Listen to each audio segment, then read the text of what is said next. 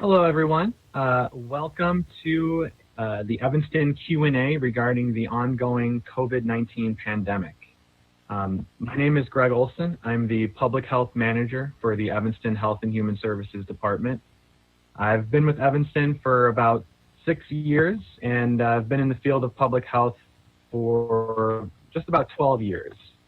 I'm very happy to be joined by Dr. Carolyn Hoke. She is the Chief Clinical Officer for the Erie Family Health Centers, and she also serves as a clinical instructor at Northwestern University Feinberg School of Medicine, and is also on staff at the Swedish Hospital and the Vista Health System. So obviously, Dr. Hoke is a very busy individual, so thank you very much for taking the time to join us today.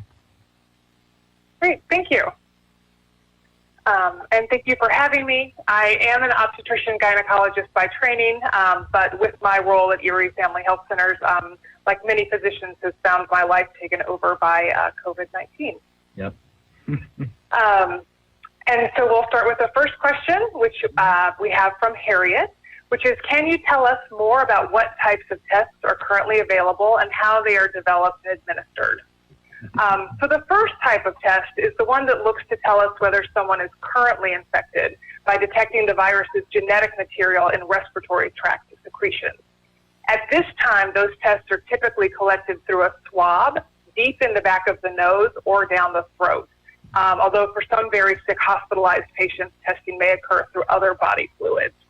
The swabs really do have to be quite a ways down the throat or nose, so if the test is performed correctly, it will be fairly uncomfortable and you will not ask for another one tomorrow.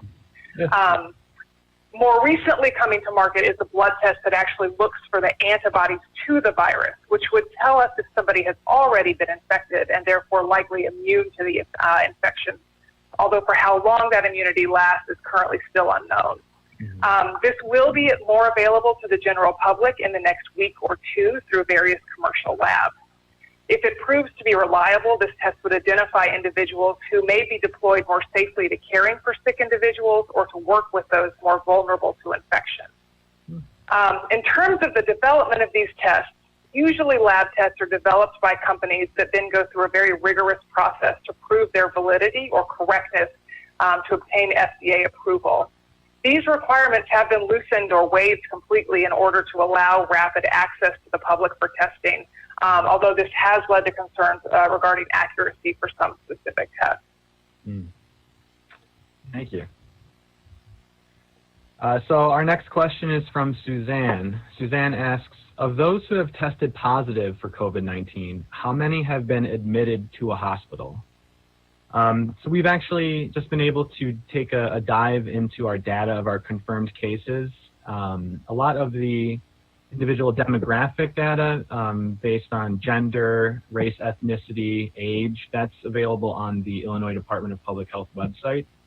But specifically for Evanston, as of yesterday, of our 273 cases, only 31 have required hospitalization, which is about a little over 11% of our cases have been required to be hospitalized. Great. And my next question is, who should be tested and how are these testing results provided? Also from Harriet. And I can only imagine it has been very frustrating for the public and for the medical community that testing availability has been so limited, and the recommendations regarding who should be tested have changed week from week and vary from site to site. Testing capacity has been expanded as more testing and testing supplies have been available. Many organizations are focused primarily on testing individuals who are more vulnerable to severe disease. So those over 50, those with lung problems like asthma and COPD, heart disease, diabetes, or pregnant patients. Also, people who are considered essential workers are included because we want those individuals to refrain from working if they are infected. Some agencies and groups are now in the position in terms of their testing supplies that they are able to offer testing to any individual with symptoms. There is some risk, of course, with being tested. There is the risk that you may not actually have it right now, but are going to be exposed while seeking care. And there's the risk that you will expose others while you are obtaining the test. So I think the question regarding about whether someone should seek testing is what action that person can take based on the information, knowing that there is not treatment for the disease at this point. If you are already home and isolated with your family, no one in the house is working or leaving the home, especially with the shelter-in-place order now extended for another month, there really may not be action steps to take with a positive test, and you may decide it's best just to remain at home for 2 weeks. However, if you live with or are an essential worker, or you are in a group that is at very high risk for severe disease, it may be worth the risk to be tested, as it may change your household members' routines or guide your contact with healthcare or medical providers. And then typically, if someone is tested, those results are relayed within 1 to 5 days by telephone. Yeah, and one thing I'd like to add too regarding getting a test, it can sometimes be a false sense of security. If someone tests negative and they say, okay, well, I don't have it, I can just go out and see my friends. But really, like you said, a test is a snapshot, because you may not have it then, but you may have developed symptoms later on where the test can then pick it up. So it is a snapshot, so you always kind of have to walk that fine line.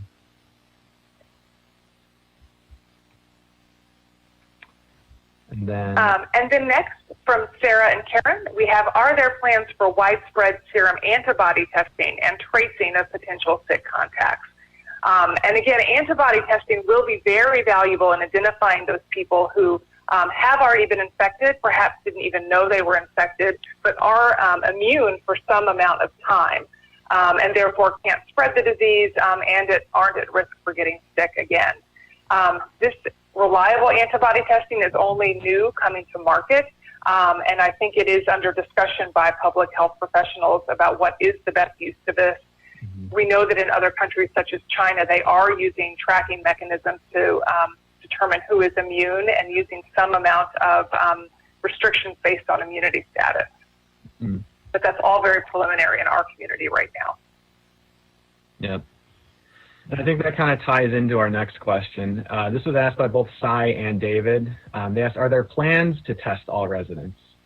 And kind of what we touched upon earlier, I mean, ideally, we would want everyone to be tested so we can have a good idea of the number of cases out there, so we can better manage, the stay-at-home order and things of that nature.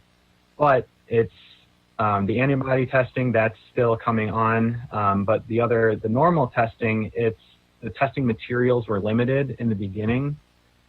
We've come a long way with the number of tests that we can perform, but it is still limited to individuals who have COVID-19 symptoms of cough, shortness of breath, and they also have a risk factor that they've either been in contact with someone who's a confirmed COVID case, or they have a compromised immune system. So typically those are the only individuals that can get a test, unless you're a healthcare worker, you work in a correctional facility, as prisons or jails, or you're a first responder, paramedics, emergency technicians, law enforcement.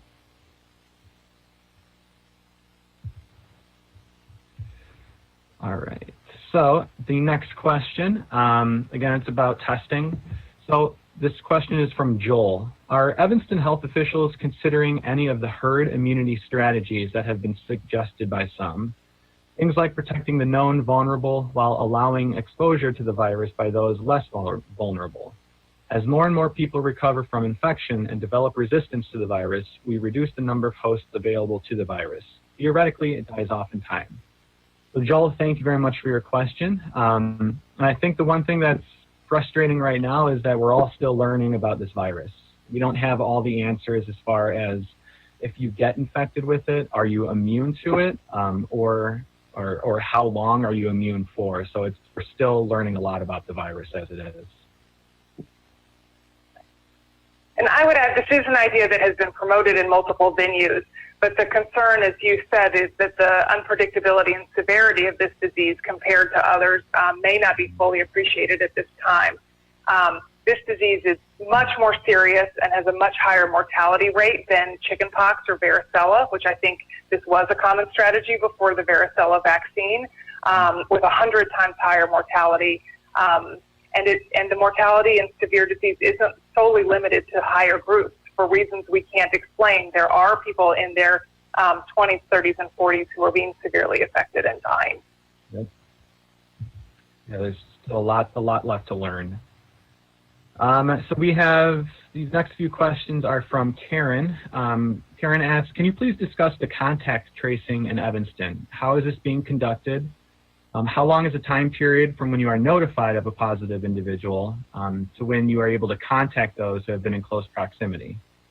So basically how it works right now, the Evanston Health Department were notified from the Illinois Department of Public Health for every single confirmed COVID-19 case. And our staff reach out to that COVID individual within a day. Our staff have been working very tirelessly to make sure that they reach out to all the patients within 24 hours. They conduct a very thorough interview with the COVID-19 individual in which they establish a list of close contacts. And then those close contacts are then called and asked to stay in quarantine for 14 days from their last known exposure of the case. And another thing we do with those close contacts is that we monitor their symptoms twice a day. And if they start displaying any symptoms of COVID-19, fever, shortness of breath, then we would want them to contact their primary care physician for the next steps. But typically our response time for COVID individuals is within a day. Let's see, Karen also asks, are you collecting data so public health or epidemiologists can analyze the data to make changes and be better prepared for another wave or for another virus? So we are able right now to sort of break down the data. We have a little bit more data to work with. But as far as preparing for the next wave, I mean, really the best thing that we can do is adhere to Governor Pritzker's stay-at-home order, which is to limit your contact with other individuals. If you do go outside of your home, make sure you do everything you can to maintain a 6-foot social distance between yourself and others. And then the next big thing is your hands. Always wash your hands. Be mindful of what you're doing with your hands. Don't, pick your eye. Don't scratch your nose. Don't chew your fingernails. Before this, that was a bad habit of mine, so I've since stopped doing that, so that's good at least. But so as far as analyzing the data, that is something that we are doing on a continual basis. And then one more question from Karen. She asks, what are the sources of spread in the community of cases in the past 2 to 3 weeks? Is COVID-19 spreading primarily amongst families? Is it healthcare facilities or is it grocery stores? That's a very good question, and I wish I can provide you a concrete answer to where exactly the spread is coming from. But individuals are still allowed to go to grocery stores. They're still allowed to visit essential businesses, and any place you have individuals congregating, they're more likely to spread the disease because, as we know now, asymptomatic individuals can also spread this virus. So that's why Evanston, among other communities, have now required the face cloth covering to prevent you unknowingly exposing people that are around you. But as far as pinpointing where the cases come from, I wish I can tell you, but it's a little bit difficult right now. And the next question is from Cecilia. I am an older resident and can I have my regular cleaning person come if she wears a mask and gloves and disinfects and I stay in the other room? If someone is providing services limited to housekeeping, I'm not sure that actually falls into the category of an essential worker. And I would encourage anyone non-essential and their employers to defer work at this time. I do know many household workers perform activities that cross over into personal care or assistance with activities of daily living, which of course would then be essential personnel functions. In those cases, I think we all recommend that everyone in the house, the caregiver and the person receiving care, wear a mask, wash hands upon entry to the home and frequently thereafter, focus on disinfecting those high-touch surfaces at least once a day, and then staying at least 6 feet apart as much as possible. And although not a medical comment, it does bring up that household workers are such an important and vulnerable part of our community, and often really are employed and work without a safety net such as sick time or paid time off. And so I would encourage employers who have the means, whose household employees are at home at this time, to consider continue to pay them as a form of paid time off, similar to other types of employment are more likely to provide. Definitely. So our next question is from Robin. Robin asks, is it recommended to wipe down your mail with a disinfectant? So we've gotten this question before. You can if you want. It's not going to cause any harm, but it's not recommended at this point. There is, a chance of contracting the virus from a contaminated surface. However, that's not known to be the main driver of transmission of COVID-19.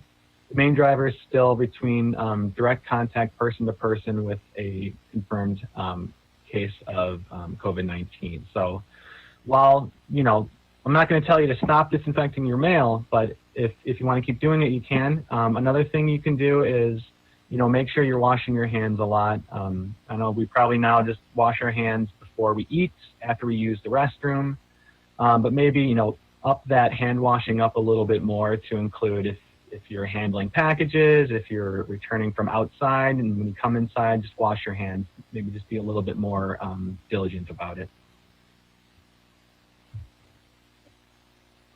And then Jay asks, is it safe or wise to stay in a hotel during the pandemic? Hotels are still open since they're those who must travel or feel that it's safest for their family to stay in a hotel due to perhaps their own exposure to the virus at work. Hotels are very sparsely occupied at the moment, and I do think this is overall a low-risk activity. As long as you're mindful to cover your face, wear a mask when you're outside of the room or interacting with others, stay at least 6 feet apart as much as possible, wash your hands frequently, and keep your hands away from the face, which are the recurring themes. In addition to there being very few other guests, the areas where people are likely to congregate, such as fitness centers, pools, and the dining-in area of restaurants, are largely closed at this point anyway. Yep. All right, so this next question is from Catherine. Catherine asks, why is the downtown Evanston Farmers Market able to be open? And also, what is being done to address any social distancing issues at the market? So yeah, it was announced, I think a few days ago, maybe early in the week, that the Evanston Farmers Market will open on May 1st. The market is considered an essential business because they provide our community with a supply of fresh and local foods. However, that being said, we still want to balance the fact that it's an essential business and can open. We need to balance that with being safe and making sure that we're out there doing it in a safe way. So we've put together a series of strict guidelines for both the vendors and the customers coming into the farmers market. Some of those include the face coverings, because it's required now for all citizens of Evanston, but all vendors and shoppers are required to wear the face covering. The traffic flow in the market itself, it's going to be in one way. So you're going to have a designated entrance and a designated exit, so we don't have people crisscrossing and bombarding into each other. And also the number of attendees at the farmers market at one time is going to be managed by the market staff, just so we can limit congregating around certain vendors, and we can limit the amount of people in there at one time. Just like restaurants, there's going to be no food consumption on site, so there won't be any picnic tables where people can sit down and eat their food. It's just basically, it's going to be a walkthrough of, yes, the farmers market's open, grab your stuff, and then, be safe on your way out. And we also are going to be having hand sanitizer stations at the entrance and at the exit. All food vendors are required to be sanitizing all their surfaces on a continual basis. They all have hand wash stations, they all have hand sanitizers, and also the booths themselves, they're going to be further apart. They're going to be a minimum of 6 to 7 feet from one another, just to, again, minimize any sort of congregating around any of these vendors. So we're trying to do as much as we can to limit the congregation. So we are going to be keeping an eye on it and monitoring. We'll be having health inspectors go out there beforehand to make sure everything is set up the way it should be. So I'm happy that the market's open. We just want to make sure we're continuing to do it in the right way.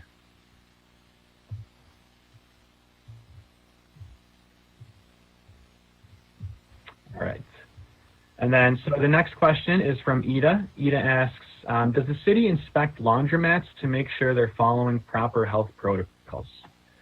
So for this question, laundromats, they're not licensed by the health department. They have a city business license, but the health department doesn't issue them their license.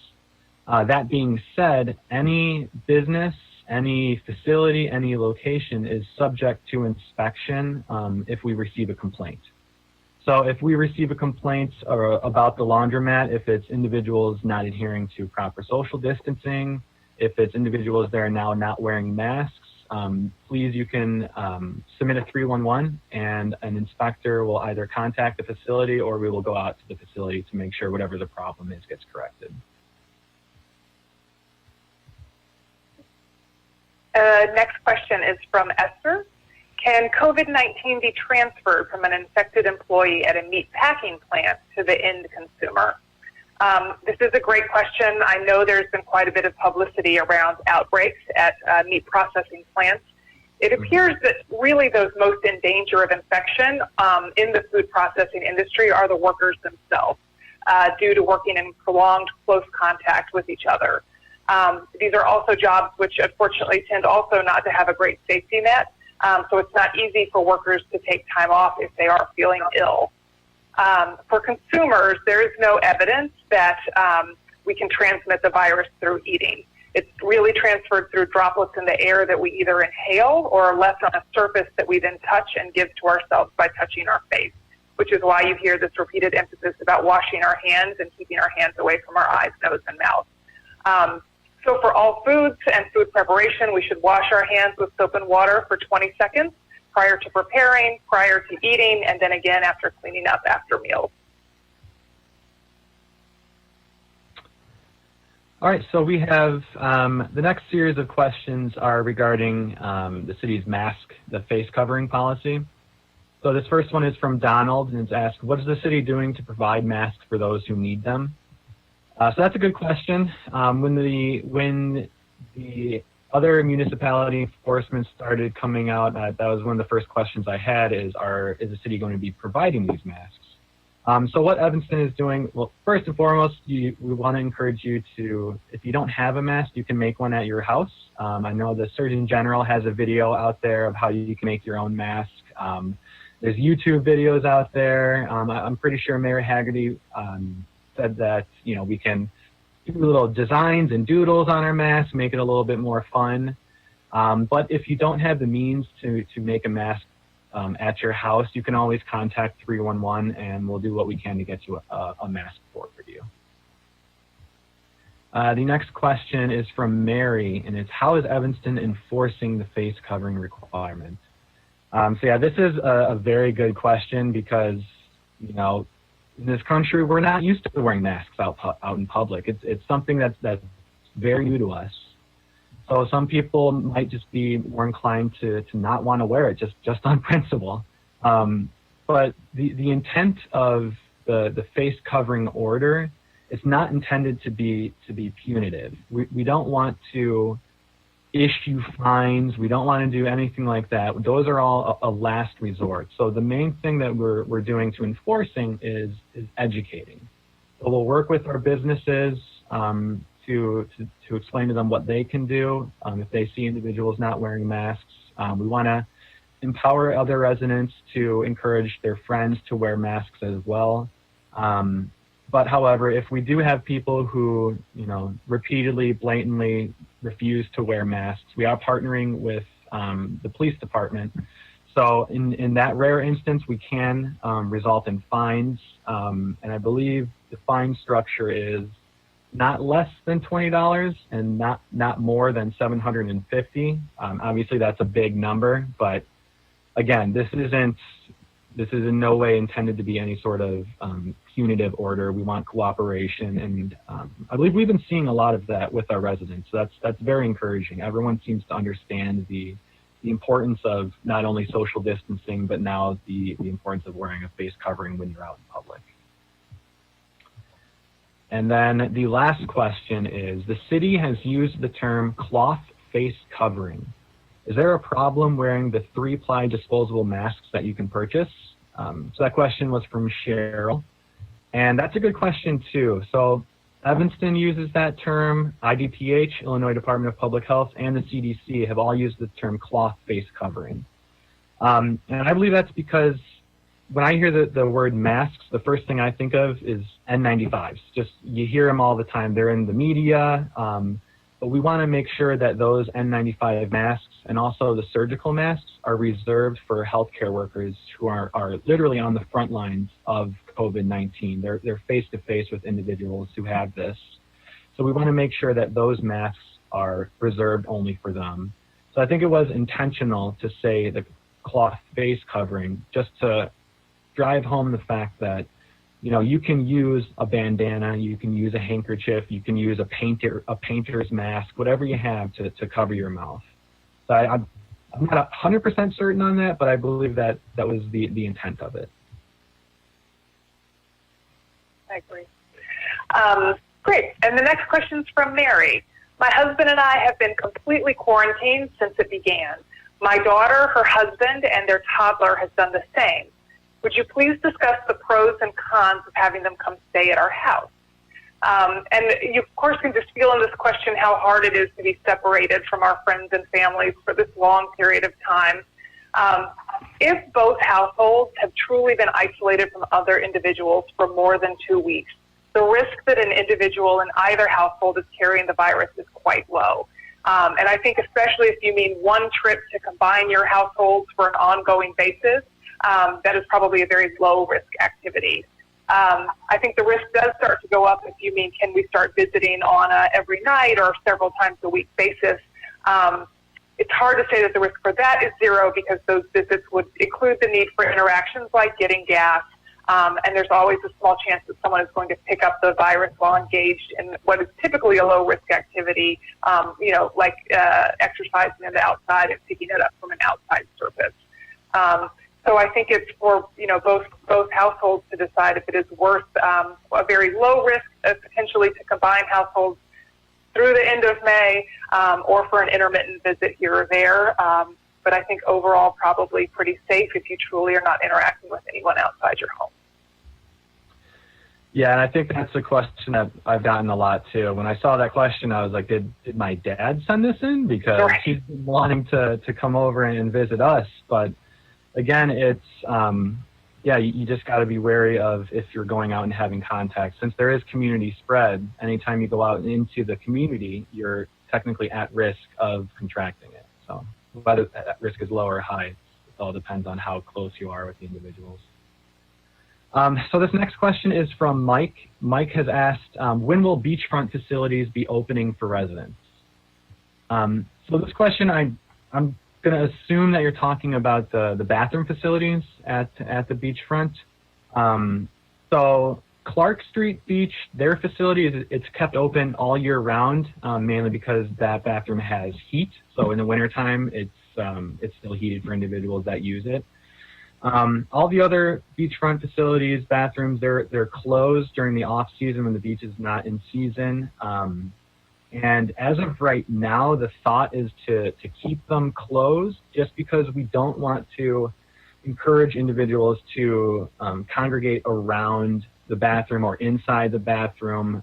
We want to basically do everything we can to prevent that.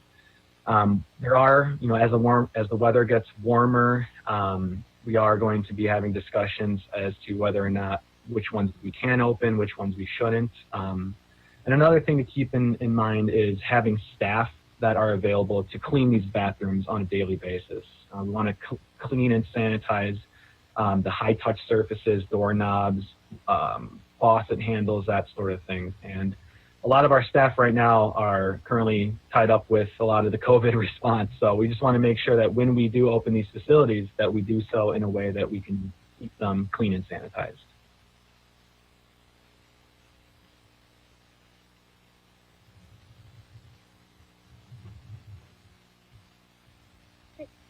And Greg, that was the end of the list of questions that I had. Oh, okay. We have a few more. Let me see if Patrick can maybe send that to you, but I'll go ahead and answer the ones that I have. So let's see.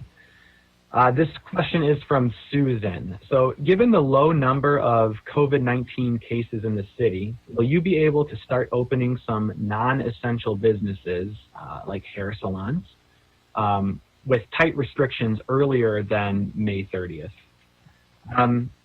I know that's something you see on social media all the time, that people are saying, I need to get my hair done, I need to see a hairstylist, but unfortunately it's still considered a non-essential business, as you stated in your question, and we are obligated to follow Governor Pritzker's stay-at-home order.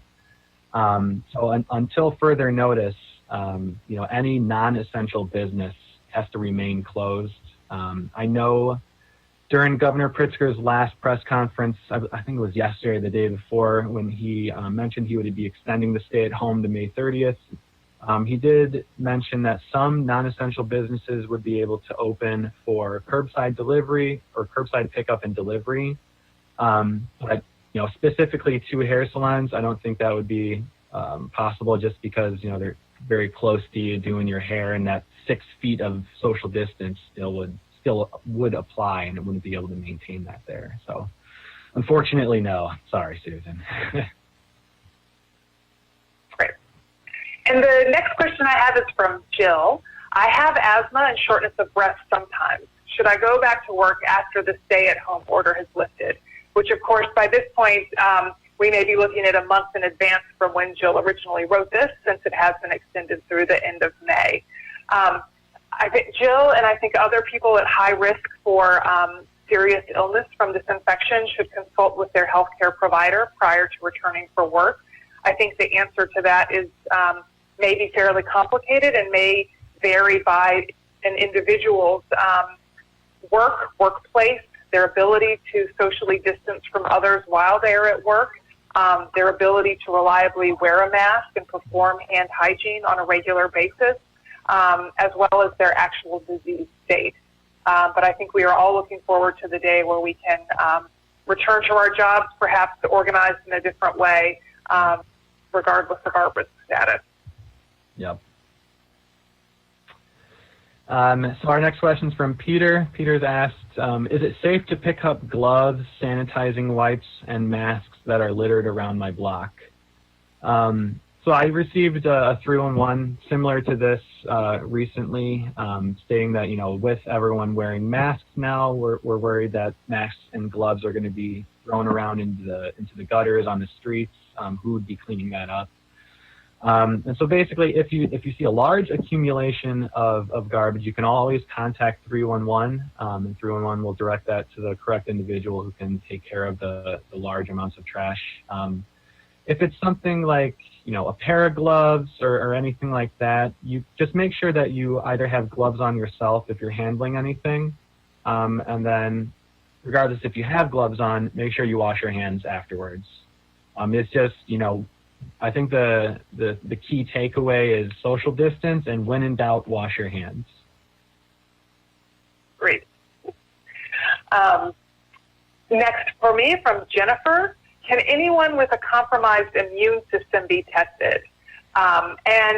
Yes, I think most organizations that are doing testing at this point do include those with a compromised immune system, whether they're on medications for an autoimmune disease like lupus, whether they're receiving chemotherapy for cancer treatment. If you have symptoms, or if you have had close contact with someone who has tested positive. If you have been isolated and feel great, there's probably not a reason to risk going and being tested. But if you do have any symptoms of infection or realize you have been in close contact with someone, I believe most people with a compromised immune system would now qualify. Mm-hmm. All right, so this next question is from Chris. Chris asked, is there a plan to test all workers at nursing homes and congregate living facilities? So currently how it was, if there was one COVID case in a long-term care facility, you had other individuals who had symptoms, that long-term care facility was considered to have an outbreak of COVID. So if you had one case and symptoms, you were basically assuming that you have COVID in your facility and that anyone who has symptoms, you want to follow the same isolation protocols, assuming that they do have COVID. I know currently the Illinois Department of Public Health, they're evaluating our current testing protocols at long-term care facilities. And once their evaluation's been finalized, that will be communicated to our local health departments, Evanston Health Department, and then we'll be communicating that with the long-term care facilities.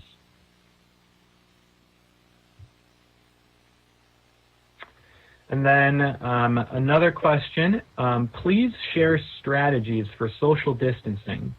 Some residents are not following these guidelines. Yeah, I mean, that's a tough question. Basically, any kind of concern, question, comment, anything that you have, please let 311 know, because we get notified if there's people congregating in parks, if the caution tape on playgrounds been taken down, and we have individuals that can go out, put the caution tape back up. And then we also have the Evanston police have been patrolling parks, the lakefront and other areas within the city just to make sure that people are adhering to the social distance. And it's sort of the same mindset as the cloth face covering, is that our first intention when we go out and we interact with individuals who aren't social distancing is to educate them as to why they should, and then encourage them to social distance. And then if they still refuse, then we have the fines that can be issued to the individual. But as what an individual resident can do if they see someone not social distancing, if you're going for a walk, I mean, try to do your best to take it upon yourself to social distance away from them. You can always, feel empowered with yourself to remind them of the social distance. But again, if that's something you don't feel comfortable with doing, please contact 311 and we'll make sure that someone is.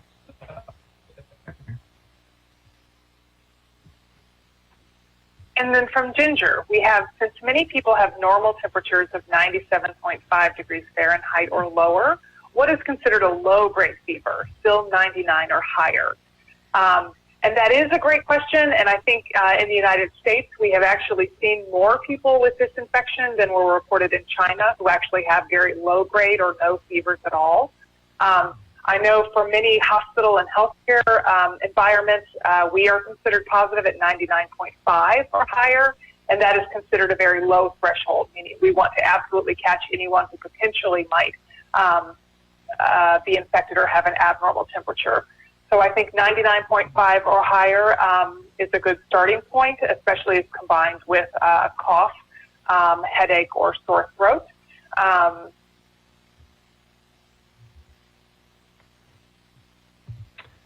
All right, well, I believe that's all the questions we have. I just want to say thank you very much for watching us and submitting your questions while we spoke. And Doctor, thank you very much for joining us today. Your answers were very, very insightful and helpful. So thank you very much for that. First. And again, so I think the key takeaways from any of our Q&As or anything is, do your absolute best that you can to maintain that 6 feet of social distance. And when in doubt, please wash your hands and don't touch your face with your fingers or anything like that. And if you have questions, concerns, please contact 311 and it'll be directed to someone who can provide you the best answer. So thank you again.